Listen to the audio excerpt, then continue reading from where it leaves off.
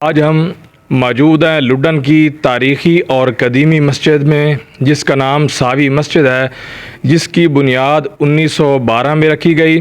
اور اس وقت کے ولی تھے، استادوں کے استاد تھے، بہت بڑا ان کا نام تھا قاری محمد حنیف صاحب رحمۃ اللہ علیہ۔ تو جن کی اتنی شہرت تھی، تو جنہوں نے پوری دنیا میں قرآن کی تعلیم کو عام کیا، اور لڈن میں ان کے ہزاروں کی تعداد میں شاگرد تھے، دین کی خدمت کی۔ واقعی اصل میں صوفی بزرگ بھی تھے اور استاد بھی تھے، تو دنیا آج تک ان کو یاد رکھتی ہے۔ تو ایک وقت ہوتا تھا جب قاری محمد حنیف صاحب رحمۃ اللہ علیہ جب ممتا بازار سے گزرتے تھے تو تقریباً تھوڑا سا فاصلہ تھا، 200-400 قدم۔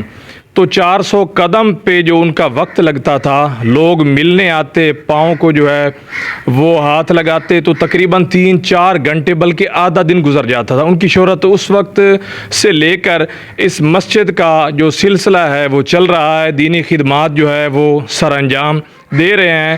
تو قاری محمد حنیف صاحب کے بعد ان کے جو صاحبزادے ہیں قاری محمد نعیم چشتی صاحب، ماشاءاللہ دن رات جو ہے وہ مسجد کے لیے کوشش کر رہے ہیں، اور جو اس کا محراب ہے وہ بھی بنا رہے ہیں، اور جتنی بھی ریپیئرنگ ہے وہ کر رہے ہیں، کوشش کر رہے ہیں۔ تو اس وقت موجود ہیں، جانتے ہیں۔ السلام علیکم قاری صاحب۔ وعلیکم السلام۔ قاری صاحب کیسے ہیں؟ طبیعت سے ٹھیک ہے؟ الحمدللہ۔ اچھا قاری صاحب، یہ بتائیے گا کہ اس مسجد کا نام کیا ہے، اور یہ اس کو بنے ہوئے بنیاد رکھی کتنے سال ہو گئے ہیں؟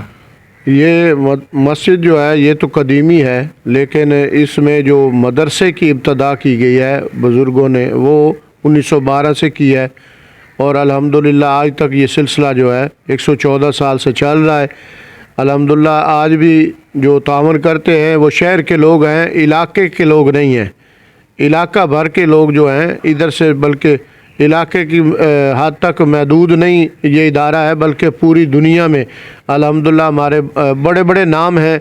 مفتی عبدالستار سعیدی صاحب ہیں، ناظم تعلیم ہے جامعہ نظامیہ لاہور لواری گیٹ میں، اور قاری محمد یوسف سیالوی صاحب ہیں دینا سے۔ ایسے بہت بڑے نام ہیں جن کا ہم شمار نہیں کر سکتے۔ اس سے بھی زیادہ تعداد میں الحمدللہ یہاں سے حافظ اور قاری عالم جو ہیں بن کر کے نکلے ہیں۔ اچھا قاری صاحب، یہ بتائیے گا کہ مسجد کا جو نظام ہے وہ کس طرح چل رہا ہے؟ چندے پہ چل رہا ہے؟ کچھ لوگ تعاون کرتے ہیں، نہیں کرتے؟ کیا منظر ہے؟ ہاں جی، مارکیٹ کے لوگ ہیں جو الحمدللہ تعاون کرتے ہیں، لیکن اس حساب سے نہیں کرتے جتنا کرنا چاہیے انہیں، لیکن پھر بھی یہ ہمارے ساتھ الحمدللہ قدم بقدم چلتے ہیں۔ اہل محلہ بھی ہیں جو بھی، وہ بھی حسب توفیق ہوتا ہے، وہ ہماری خدمت کرتے ہیں۔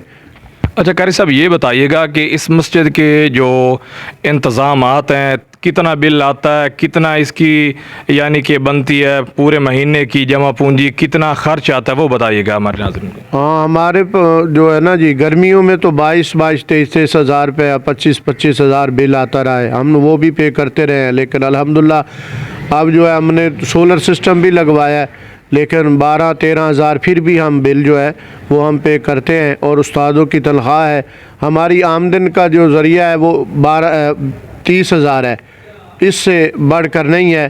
لیکن ہمارے اخراجات جو ہیں وہ زیادہ ہیں، استاد ہیں ان کی تنخواہ بھی ہے، دوسرے استاد ہیں ان کی تنخواہ بھی ہے، اور ہمارا نظام جو ہے وہ اسی طرح چل رہا ہے۔ اچھا قاری صاحب، میں نے دیکھا ہے جب بل آتا ہے تو آپ اعلان کرتے ہیں کہ آپ مسجد کا جو چندہ جمع کرا دیں، بل آ گئے 20,000 30,000۔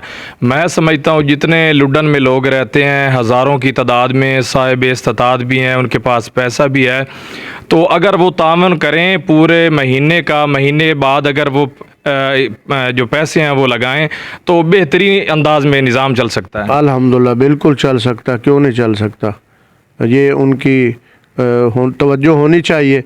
اگر ان کی توجہ نہیں ہے تو ہم توجہ دلاتے ہیں کہ مہربانی کریں، ہمارے اس ادارے کے ساتھ تعاون کریں۔ اچھا قاری صاحب، میں نے بہت سے مولوی حضرات دیکھے ہیں، امام مسجد بھی دیکھے ہیں، ان کے پاس گاڑیاں بھی ہیں، پلاٹ بھی ہیں، وہ دین کے ساتھ ساتھ جو اپنی توجہ اپنی زندگی گزارنے پہ زور دیتے ہیں، لیکن میں نے دیکھا ہے آپ کے پاس نہ کوئی گاڑی ہے، آپ کے پاس موٹر سائیکل ہے ابھی تک، تو آپ ابھی تک جو ہے آپ کی جو امانت کا منہ بولتا ثبوت ہے، آپ کے پاس گاڑی نہیں ہے، پیسہ نہیں ہے، تو آپ دین کی خدمت کر رہے ہیں۔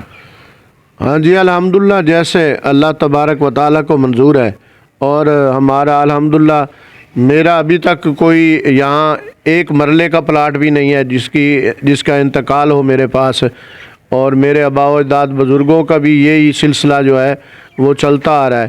تو میں تو شکر گزار ہوں اس مالک کا کہ میں اس گھر میں پیدا ہوا ہوں جس میں میں نے آنکھیں کھولی ہیں تو قرآن دیکھا ہے۔ ماشاء اللہ قاری صاحب۔ اچھا قاری صاحب یہ بتائیے گا کہ پہلے جب ہم پڑھتے تھے تقریباً اس وقت 100-150 شاگرد ہوا کرتے تھے، درویش جو رات کو رہتے ہیں ان کا کھانا بھی آتا ہے، تو اب کتنے درویش ہیں، کتنے ٹائم کا کھانا آپ دیتے ہیں؟ ہاں جی ہمارے پاس اب 5-7 طالب علم رہتے ہیں، اس سے زیادہ طالب علم بھی نہیں ہے، اور وہ آج بھی سلسلہ وہ تو جاری ہے نا کہ گھر میں ہی ہمارا لنگر پکتا ہے، اور الحمدللہ اچھا کھانا بناتے ہیں، فیملی بناتی ہے ہماری، ہم نے کوئی ملازم نہیں رکھا ہوا، ہم نے کوئی مثلا کچن کے لیے کوئی نوکر نہیں رکھی ہوئی بھائی جو کھانا تیار کرتی ہو، ہماری فیملیاں ہی تیار کرتی ہیں۔ میری والدہ محترمہ 30-35-40 سال 50-50 100 بچے کا کھانا جو ہے وہ خود تیار کرتی تھی۔ اچھا قاری صاحب یہ بتائیے گا کہ مسجد کا نظام جو ہے وہ آپ نے بہت اچھی کوشش کی ہے، یہ برآمدہ جو ہے وہ زیر تعمیر ہے، تو پہلے اس کا کام شروع ہوا تھا، ابھی رک گیا، اس کی کیا وجہ ہے؟ بس ہمارے پاس جو ہے اماؤنٹ نہیں ہے جو ہم ادھر لگا لیں، تو ہم دوستوں سے گزارش کرتے رہتے ہیں کہ اس قابض کوشش میں ہمارے ساتھ تعاون فرمائیں، تو ہمارا بھی یہ جو ہے نا برآمدے کا لنٹر، اس کا بھی کافی خرچہ ہے، کم از کم 2-2.5 لاکھ روپے جو ہے وہ خرچہ ہے، اور فنکشن کے علاوہ جو لنٹر ڈالنا ہے ہم نے اس کا خرچہ ہے۔ قاری صاحب آپ کی تنخواہ کتنی ہے مسجد میں؟ اگر آپ پیسے جمع کرتے ہیں تو آپ اس میں سے پیسے لیتے ہیں آپ کی کیا، یا ٹیوشن پڑھاتے ہیں، کیسے گزارا کرتے ہیں اس مشکل دور میں تقریباً 35-40 ہزار سے؟ میں 4-5 گھروں میں بچوں کو پڑھاتا ہوں، اور ادھر سے مجھے 3,000-4,000 جو ہے نا وہ فیس ملتی ہے، الحمدللہ میرا اس پہ گزارا ہوتا ہے، اور جمعہ پڑھاتا ہوں ادھر مجھے 300-400-500 مل جاتا ہے، کبھی کبھی 1000 بھی ہو جاتا ہے۔ سب یہ بتائیے کہ میں نے اکثر لڈن میں دیکھا ہے ماشاءاللہ بہت امیر ترین لوگ رہتے ہیں، نعت خوان بلاتے ہیں، ان پہ پیسے پھینکتے ہیں، ان کو 20-20 ہزار دیتے ہیں، اور تقریباً ہزاروں کی تعداد میں ان پر خرچہ کرتے ہیں۔ تو پچھلے دنوں مفتی منیب الرحمان صاحب بھی آئے تھے، انہوں نے بھی یہی فرمایا تھا کہ نعت خوانوں کو دینے کی بجائے اگر آپ مدرسے کو دیں گے، مدرسے میں جو بچے رہتے ہیں پڑھتے ہیں اس کا زیادہ اجر و ثواب ہے۔ تو میرا خیال میں کسی نے بھی اس کو سیریس نہیں لیا ہے، کیا کہیں گے؟ جی لینا چاہیے، سیریس کیوں نہیں لیتے ہیں؟ مفتی صاحب ابھی شوکت سیالوی صاحب وہ بھی آئے تھے، انہوں نے بھی یہی کہا تھا کہ اگر کوئی 1000 عابد ہو نا تو آپ اس کا خرچہ کر لیں، اور ایک طرف مدارس کے 2 طالب علم لے لیں، ان کا خرچہ کر لیں، ان کی افضلیت زیادہ ہوگی اس عابد سے بھی، عبادت گزاروں سے بھی۔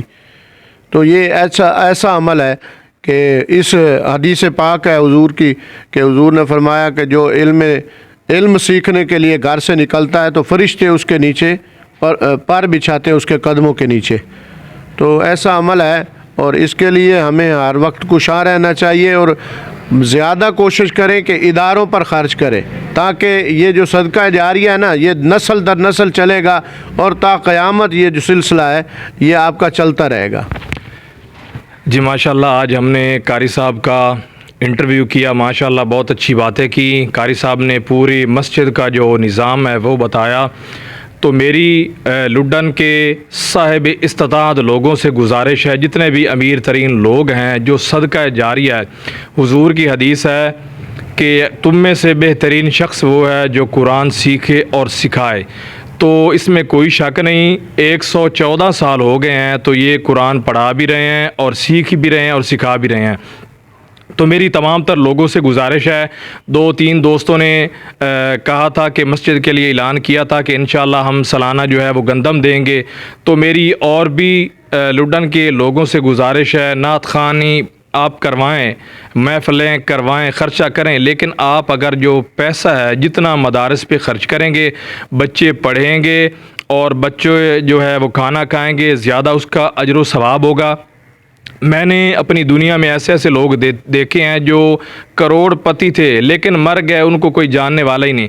اگر آپ مدارس پہ خرچ کریں گے تو اس کا بہترین اجر آپ کو قبرستان جب آپ جائیں گے، دفن ہوں گے، آخرت میں ملے گا، اور آخرت میں آپ کو سکون ملے گا۔ یہ جو دنیا کی دولت ہے یہ دنیا ہی میں رہ جائے گی۔ اور کہ اللہ کا بھی فرمان ہے کہ جو لوگ دولتیں جو ہے وہ جمع کر کے رکھتے ہیں، سونا جمع کر کے رکھتے ہیں، قیامت کے دن پگھلا کر ان کے گلوں میں ڈال دیا جائے گا، تو پھر وہ آرزو کریں گے کہ ہائے کاش اگر ہم دنیا میں ہمیں پتہ ہوتا تو ہم یہ پیسہ جو ہے وہ اللہ کی راہ پر خرچ کرتے تو آج ہمیں اس کا اجر ملتا۔